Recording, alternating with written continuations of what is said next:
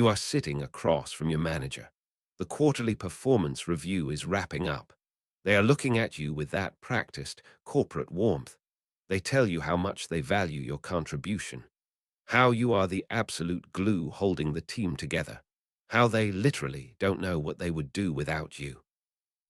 And then they slide the paper across the desk, or they share their screen.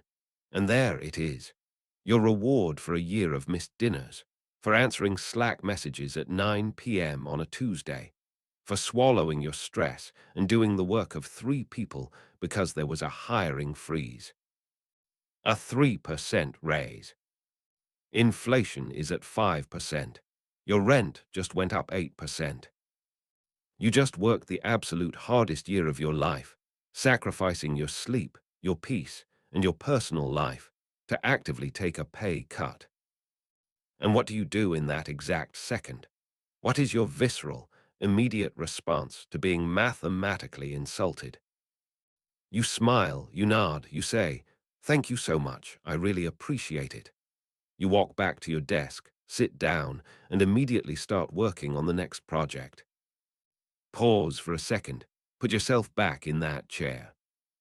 That sick, hollow, dropping feeling in your stomach, that wasn't just disappointment. That was cognitive dissonance. That was the terrifying realization that the rules you were taught about money are a complete and total lie. This is the good employee trap. And right now, it is the exact mechanism keeping you poor. You have been told your entire life that hard work equals wealth. Keep your head down. Grind it out. Be the most reliable person in the room. You believed it. You lived it. You made it your entire personality. And your checking account is the punchline. Look at how the good employee trap operates financially. You don't get paid for your output. You get paid just enough to keep you from quitting. They bought your blind loyalty for pennies on the dollar because they know something about you that you haven't even admitted to yourself yet. They know you are addicted to the gold star. You crave the validation of being needed. You are running on a treadmill powered entirely by your own anxiety of dropping the ball. And the worst part is the train ride home. You pull out your phone. You open your banking app. You see the checking balance. Maybe it's $412. You look at your savings account, the one that hasn't grown in 18 months, because every time you get a tiny bump in pay, the cost of living swallows it whole. You feel that tight, heavy knot form right in the center of your chest. Name that emotion right now. It is not just stress. That is the specific, quiet grief of realizing you are trading the absolute best years of your cognitive energy for a good job that will never, ever make you financially free. You are doing everything perfectly right, and you are losing the game. This is the good employee trap in action. It is the most dangerous financial illusion in the modern world because it feels so incredibly safe. You genuinely think you are building security. Wrong. You are building someone else's leverage while your own financial runway shrinks every single month. You think if you just work a little harder, stay a little later, take on just one more project, then the big payout finally comes. It doesn't. The market does not reward your sweat. The market does not care about your loyalty. I used to be exactly where you are, grateful for the crumbs, completely convinced that my exhaustion was a down payment on my future wealth. It wasn't. It was just exhaustion. And until you understand the deep, invisible psychological programming that makes you smile and say thank you while you are actively being financially suffocated, you will stay stuck. Every budget you make, every side hustle you attempt, every investing app you download will fail. Why? Because your core identity is tied to being a worker bee, not an owner. Today, we are going to tear down that identity. We are going to look at the ugly truth about why your addiction to hard work is the exact reason you have nothing to show for it. It is Tuesday night, 9:14 p.m. You are finally on the couch. You have been staring at a screen for 10 straight hours today. You are completely drained.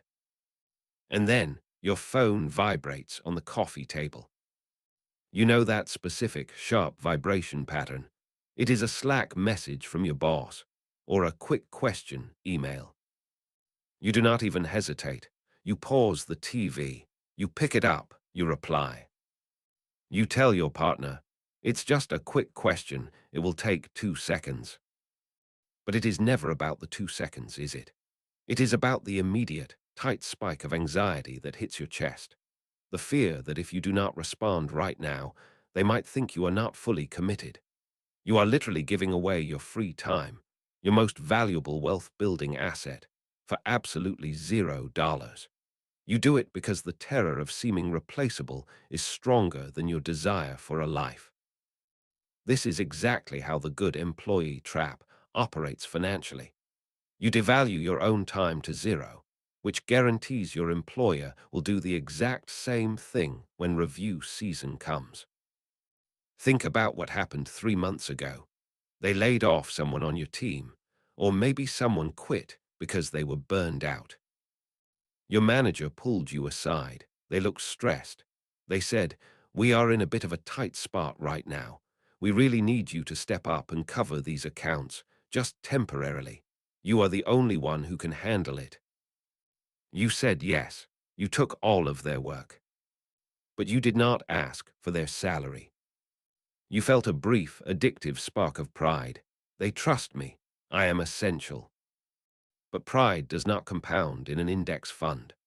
Pride does not pay the extra premium on your rent. You voluntarily absorbed a 50% increase in your workload for a 0% increase in your income. You negotiated against yourself before the conversation even started because you thought being helpful was the same thing as being financially strategic. See how the good employee trap shows up here. You accepted a massive pay cut to your actual hourly rate, and you let them disguise it as a compliment. Now picture it is 1:30 p.m. on a Thursday. You are eating a $12 salad directly over your laptop keyboard. You haven't looked away from the screen in 4 hours. Out of the corner of your eye, you watch your coworkers actually leave the building to take a real lunch break. And as you chew while typing, you feel a quiet, bitter sense of superiority. I'm outworking them, you think. I am the one carrying this department. You have turned financial self-sabotage into a moral victory. You treat your own exhaustion like a badge of honor.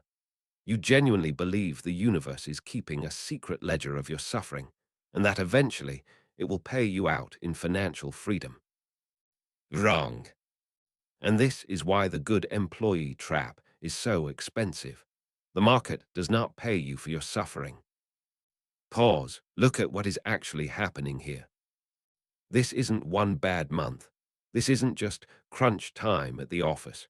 This is your entire financial life. This is a pattern. Every single one of these moments stems from the exact same cycle. The behavior, you give away your labor and your time for free. The emotion, you feel a temporary hit of safety disguised as corporate praise.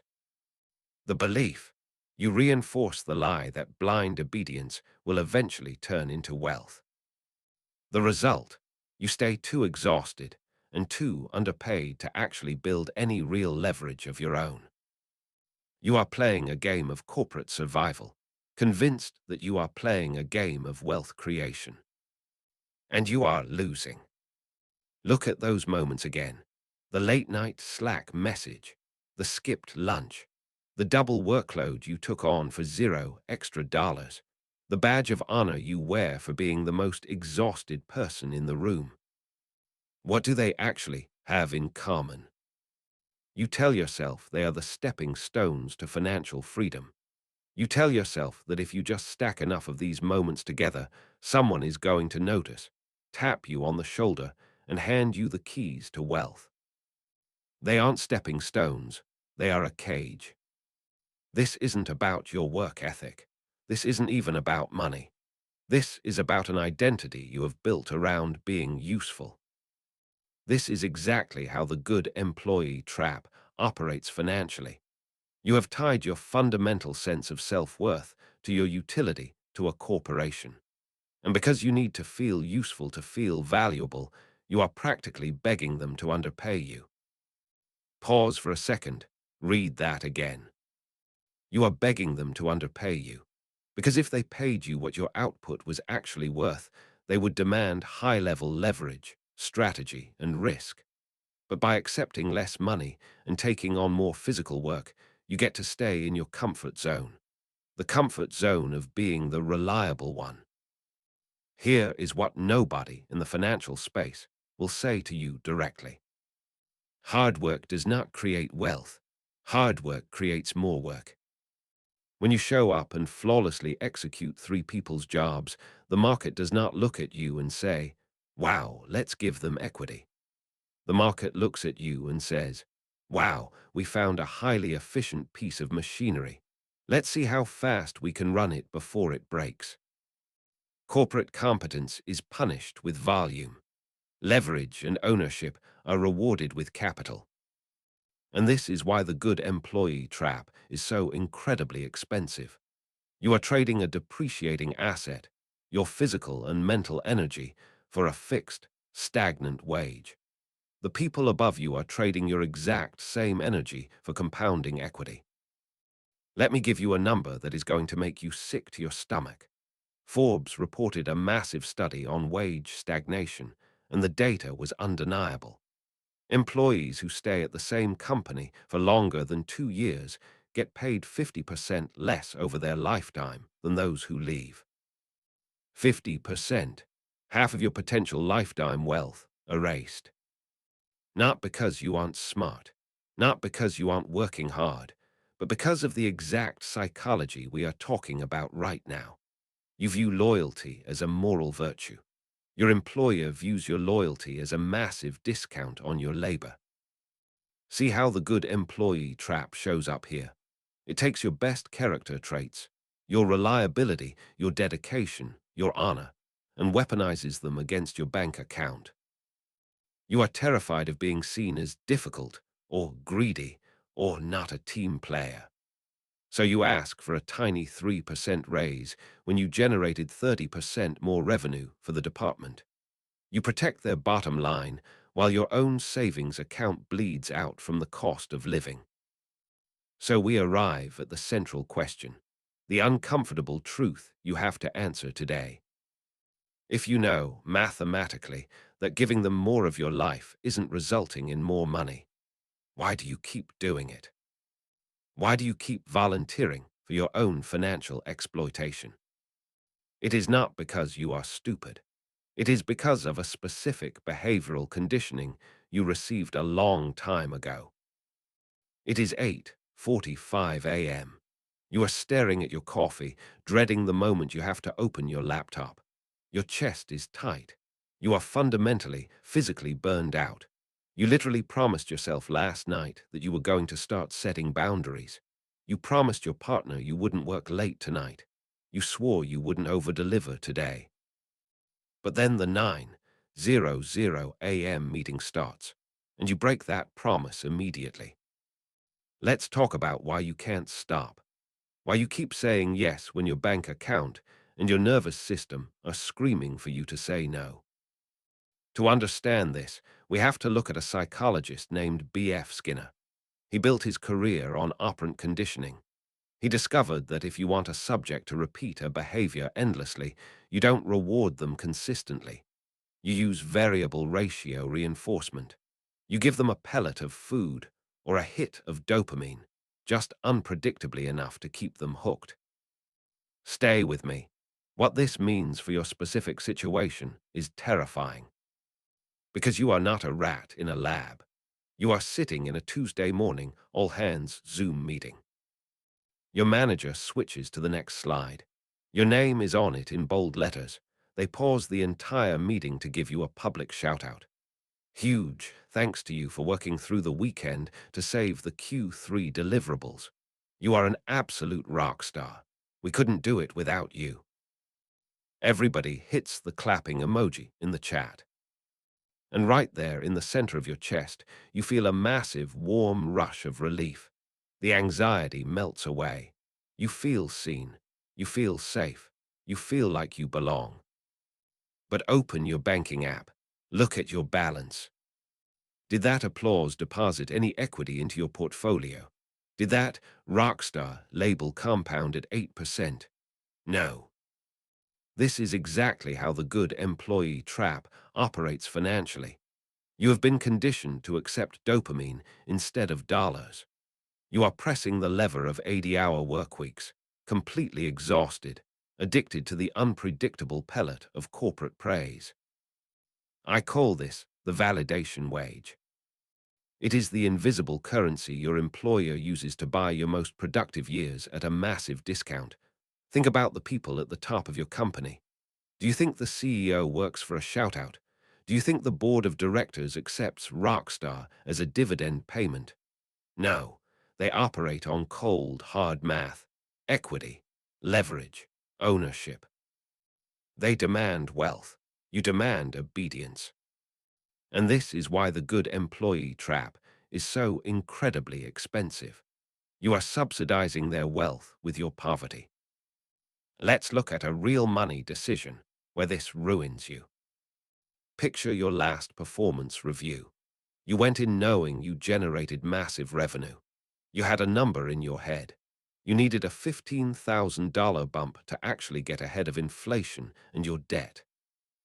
You sit down, you make your case, your boss sighs. They say budgets are incredibly tight right now. The company is leaning out, but when they smile, they recognize your leadership. So they are giving you a promotion. You are now a senior manager or a lead specialist. No extra money, but a shiny new title for your email signature. And what do? You take it, you smile and back down. Because the title hits the exact same psychological receptor as the money would have. It feels like status. It feels like proof that you are a good, responsible, valuable person. Wrong. That is not status. That is a psychological trick designed to suppress your wages. See how the good employee trap shows up here. You traded $15,000 of actual wealth-building capital for a word at the bottom of your emails. You negotiated against your own net worth because the terror of losing their approval was stronger than your desire to be financially free. You accepted a psychological currency instead of a financial one. You cannot invest a job title. You cannot buy a house with a Slack shout-out.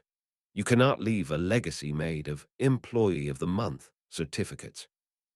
This is the good employee trap in action. It replaces your desire for financial independence with a desperate, childish need for external validation. And the most uncomfortable part, you weren't born needing this validation. You weren't born wanting to be an employee. It was installed in you, very deliberately, very early on. Let's take a trip backward, not to blame your parents, not to play the victim, but to look at the exact blueprint of the cage you are currently sitting in. Picture yourself at 10 years old. You bring home a report card. You got straight A's. But look at what your parents and teachers actually praised you for. They didn't praise your leverage. They didn't praise your ability to outsource your homework or negotiate a better grading rubric. They praised your compliance.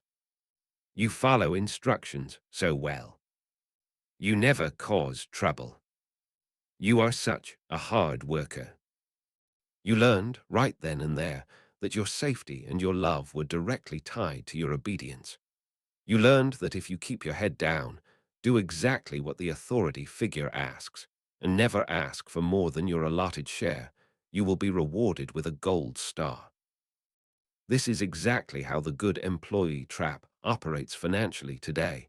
Your boss is just the new teacher. The paycheck is just the new gold star. And you are still that 10-year-old kid, terrified of getting a bad grade, handing over your entire life to make sure the authority figure smiles at you. But it goes deeper than school. Think about the financial narrative you inherited at the dinner table. You watched your parents come home exhausted. You heard the phrase, an honest day's work for an honest day's pay. You were taught that money is something you bleed for. You were conditioned to believe that if you aren't completely drained by 5:00 p.m., you haven't earned the right to get paid. You attached a moral virtue to your own fatigue. And this is why the good employee trap is so expensive. You actively distrust money that comes easily.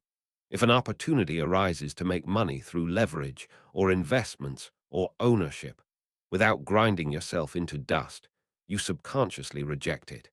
You think it is a scam, or you think you don't deserve it because you didn't suffer enough to earn it. So you run back to the corporate grind, because the suffering feels familiar. Pause for a second, read that again. You use your exhaustion as proof that you are a good person. Wrong. Your exhaustion is just exhaustion. It isn't a currency. You cannot deposit it at the bank. It does not compound. This is the shadow truth you have been running from. What does being the good employee actually give you? It gives you an excuse. See how the good employee trap shows up here. As long as you are working 60 hours a week for someone else, you never have to face the terrifying responsibility of building your own wealth. You get to say, I'm doing my best, I'm just so busy. The corporate machine is your hiding place. It is so much easier to complain about your 3% raise than it is to look in the mirror and admit that you are terrified of asking for what you are actually worth. Because what if you ask and the market says no? If you stay the good employee, you never have to test your real value in the open market. You get false safety. You get a predictable deposit every 2 weeks that slowly starves you to death against inflation. But hey, at least it is predictable. This is the good employee trap in action. You are not a victim of capitalism. You are a willing participant in your own financial ceiling because the ceiling feels like a warm blanket. You were literally trained for 20 years to be the perfect, reliable, highly productive, completely underpaid asset for someone else's balance sheet. You are executing the programming flawlessly. But now you know the code. And now we need to look at exactly what this loyalty is mathematically costing you in the real world. Let's get out of the psychology and look at the actual math, the terrifying, undeniable math of your own good behavior. Because this is where the good employee trap is so incredibly expensive. Let's call this specific dimension the loyalty tax. It's a Tuesday afternoon, your 3-year anniversary at the company. Your boss walks over to your desk. They look so proud. They hand you a small, branded plaque, maybe a $50 gift card to a steakhouse, and they give you the speech. Thank you for your incredible loyalty. You feel a warm little glow of pride. You feel appreciated. You think you are building security. You think this loyalty is a mutual agreement. Wrong. Your loyalty is literally stealing hundreds of thousands of dollars from your future self. Let's look at the actual numbers. You started at $70,000. You got a standard 3% raise every year for 3 years. You are now making about $76,500. Meanwhile, the person they hired last week to do the exact same job as you, who has less experience and doesn't know the company systems, just negotiated a starting salary of $85,000. Pause for a second. Read that again. You are being financially penalized for staying. They are paying a premium to acquire new talent while they pay you the bare minimum to stick around. Because they know you will. They know you are the good employee. They know you value that plaque and that $50 gift card more than you value the brutal reality of market rates. See how the good employee trap shows up here. You are actively subsidizing the new hire's salary with your own complacency. You are paying a loyalty tax every single paycheck. This isn't just about the base salary. Think about the compounding effect. If you invest that $8,500 difference every year into an S&P 500 index fund over 10 years, that isn't just a missed raise. That is a massive chunk of your retirement. That is a down payment on a house. That is actual, literal freedom you are handing back to the corporation because you are afraid to leave. This is exactly how the good employee trap operates financially. You convince yourself that staying is the safe play, but staying is the highest risk financial decision you can possibly make in a high inflation environment. Your purchasing power is bleeding out while you sit at the same desk, doing more work than ever before. Let's look at a smaller example, the coffee run. You are swamped. You are working through lunch to finish a presentation. Your boss asks you to grab a coffee for the client meeting. You do it. You don't expense it because it's just a coffee and you want to look like a team player. You want to be helpful. That's a $6 coffee. But that isn't the cost. The cost is the psychological reinforcement that your money and your time are disposable for the benefit of the company. You just prove to them and to yourself that you will absorb their expenses to maintain your status as the reliable one. Now scale that up. Let's look at a larger example, the career path. You want to be a director. You have been grinding for 2 years. You finally get the promotion. The title bumps up. The responsibilities double. But the pay, it goes up maybe 10%. You take it because you believe the title is the reward. You believe the experience is the reward. This is the good employee trap in action. You just traded your weekends, your evenings, and your mental health for a fraction of what your new output is worth to the bottom line. You are playing their game by their rules, and you are losing mathematically. The loyalty tax is the quietest, most devastating tax you pay. It doesn't show up on a pay stub. It shows up in the quiet desperation of your late 30s when you realize you did everything right and you still have nothing to show for it. It is a Thursday morning. You are looking at a spreadsheet that took you 6 straight hours to build. The cursor is blinking. Your coffee is ice cold. But you don't care because the work is flawless. You just found a massive inefficiency in the company's supply chain. You present it at the 10:00 a.m. meeting. The executives nod. They implement your fix. You just saved the company $200,000 this quarter. They look at you and say, "Great catch. Really solid work." And what is your reward for creating $200,000 of value? You get to manage the new process. You get more work. You get exactly 0% of the capital you just saved them. Your relationship with your salary is exactly like a high school student's relationship with a grading rubric. You think you are being graded on your effort. You think if you show your work and hand it in on time, you get an A, but the market isn't a classroom. The market is grading you on leverage. This is exactly how the good employee trap operates financially. You believe that extreme competence is a magnet for wealth. It isn't. Extreme competence is a magnet for more tasks. Look at the guy down the hall. Let's call him the idea guy. He doesn't work weekends. He leaves at 4:30 p.m. on the dot. If you asked him to find a data discrepancy in the Q3 report, he would panic.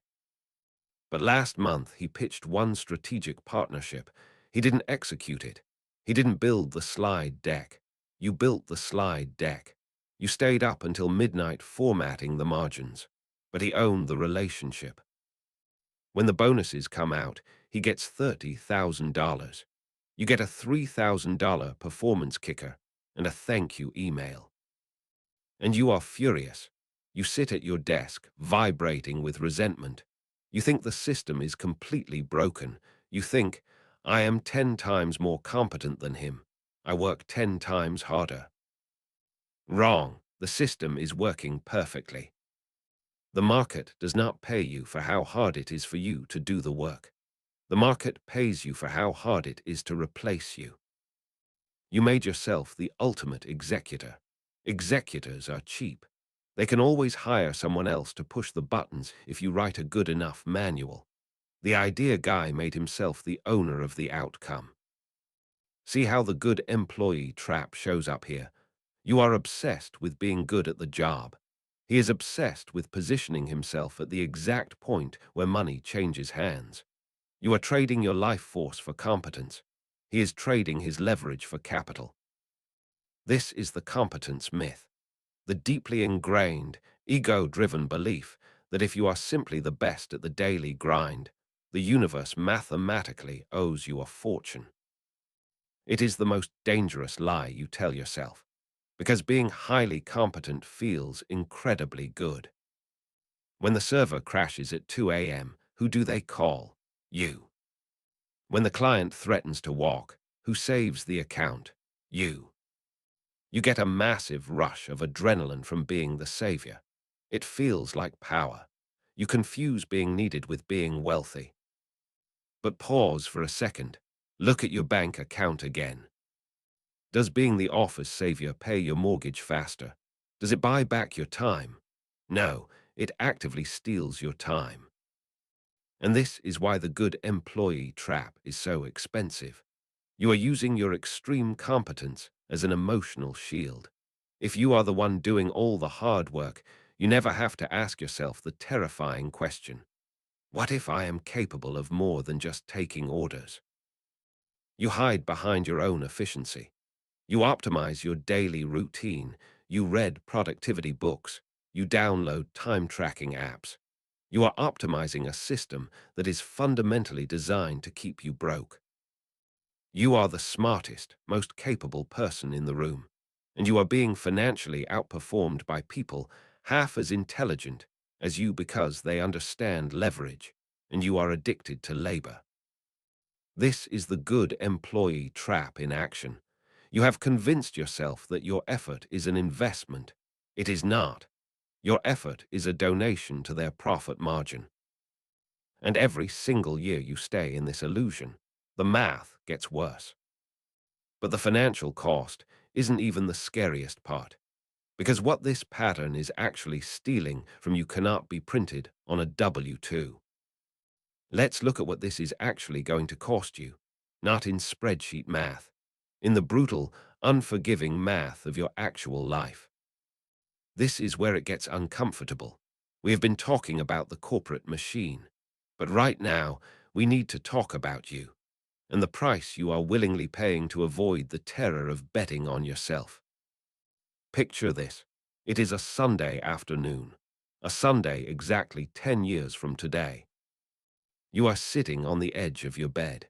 You are looking at a photo your friends just posted from a trip you couldn't go on because you couldn't get the PTO approved. You are the director now. You got the title. You got the corner office. You got the salary you used to pray for. But your chest feels exactly the same as it does right now. That tight, heavy anxiety is still there. Your bank account is slightly larger, but your time is completely gone. Because you realize you didn't build a career. You built a highly compensated prison cell, and you are the one who locked the door. This is exactly how the good employee trap operates financially over a long timeline. It doesn't just steal your current wages. It steals your compounding life force. Think about compound interest. You put money in, it multiplies over decades. Psychological compound interest works the same way, but in reverse. Every year you run this pattern. Every year you say yes to the late-night email. Every year you trade your weekends for a pat on the head. The cost compounds. You are compounding your own exhaustion. You are compounding your inability to dream outside the walls of your cubicle. Pause for a second. That is not a money problem. That is an identity tax. Look at the 55-year-old down the hall at your office right now. The company lifer. They are the most reliable person in the building. They are deeply, undeniably competent, but look at their eyes. Look at the absolute, hollow exhaustion in their posture. They started out exactly like you. believing that if they just put their head down, the system would take care of them. The system did not take care of them. The system consumed them. See how the good employee trap shows up here. It takes your most valuable, non-renewable resource, your time, and converts it into someone else's permanent wealth. Here is what no financial advisor will say to your face. The money you are losing is nothing compared to the courage you are losing.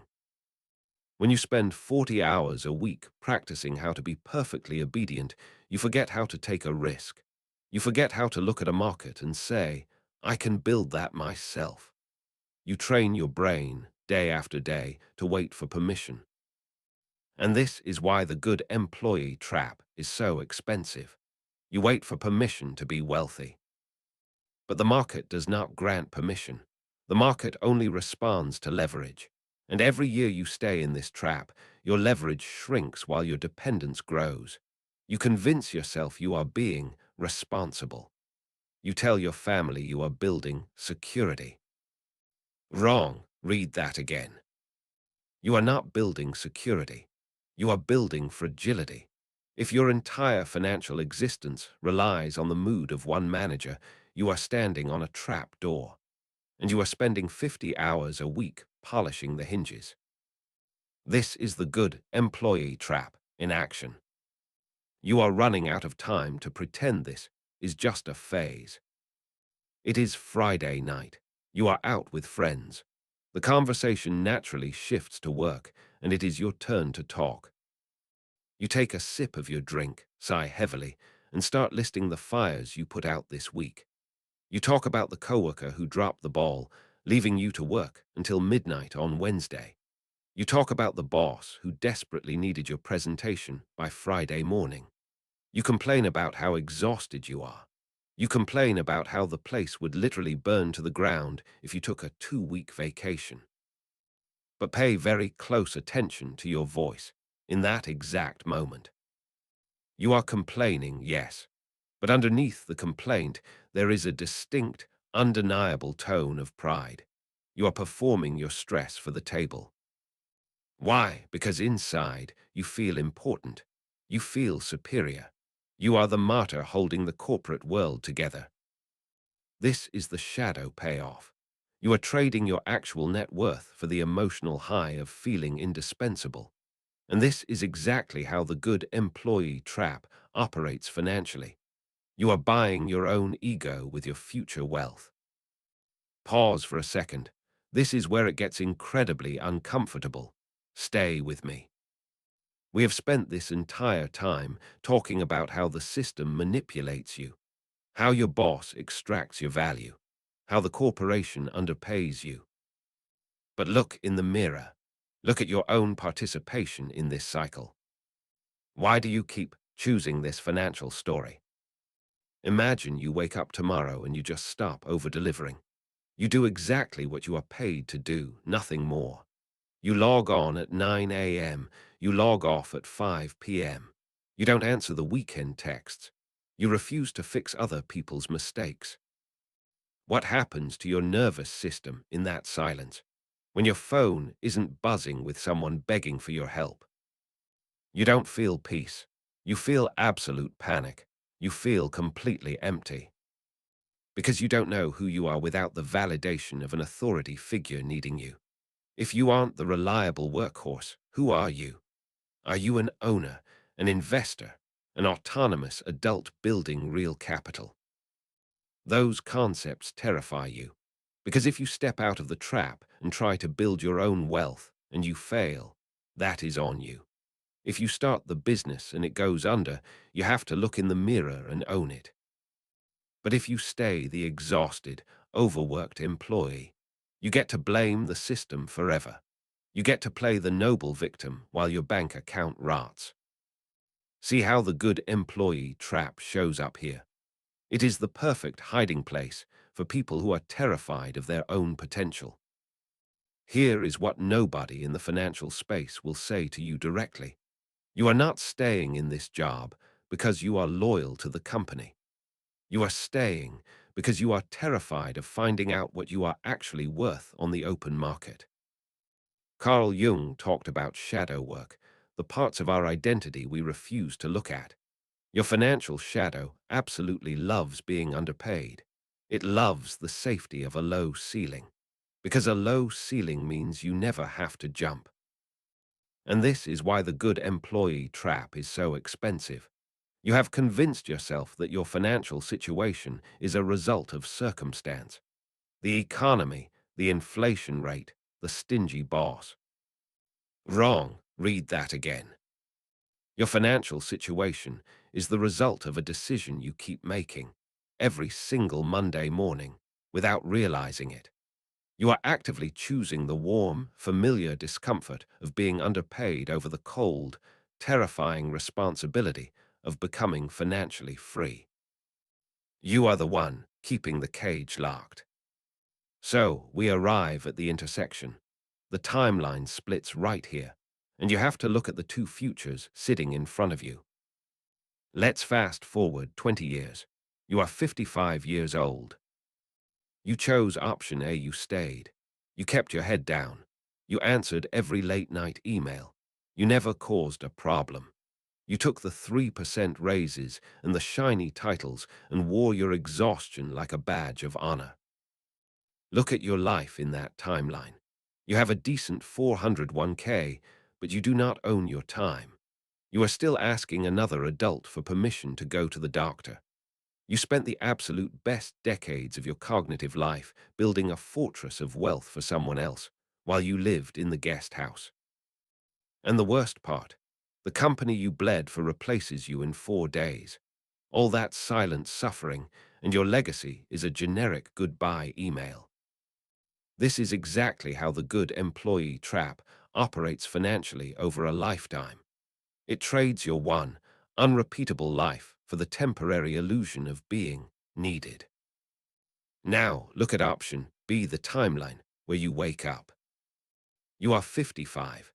You might still work, but you work on your terms. Because somewhere in your 30s, you stopped trading your identity for a paycheck. You diverted all that extreme competence away from their bottom line and into your own leverage. You bought back your time. You are no longer performing for an authority figure. You are a sovereign adult.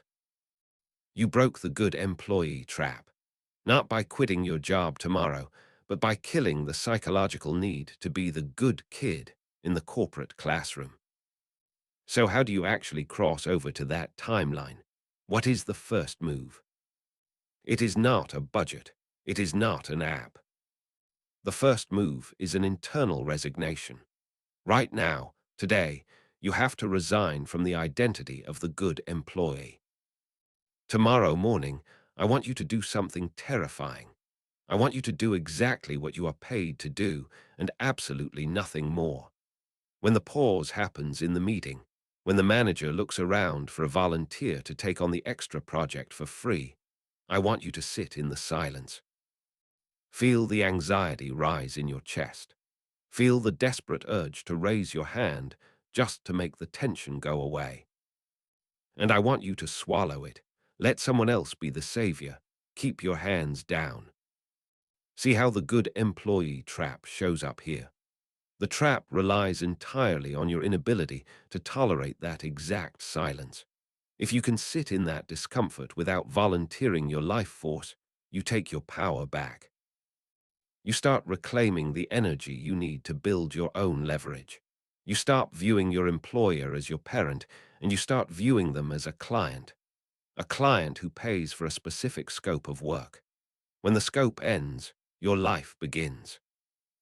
This is the good employee trap in action. It only survives as long as you keep feeding it your self-worth. Here is the final truth. Your employer is never going to hand you financial freedom because your financial freedom is their worst-case scenario. The moment you don't need them, they lose their discount on your labor. They are not going to save you. They are going to use you for exactly as long as you let them. Pause. This is it. You are sitting at your desk. The message just came in. The extra work is sitting there, waiting for the reliable one to pick it up. Are you going to build their wealth today? Or are you going to start building yours? The choice is yours.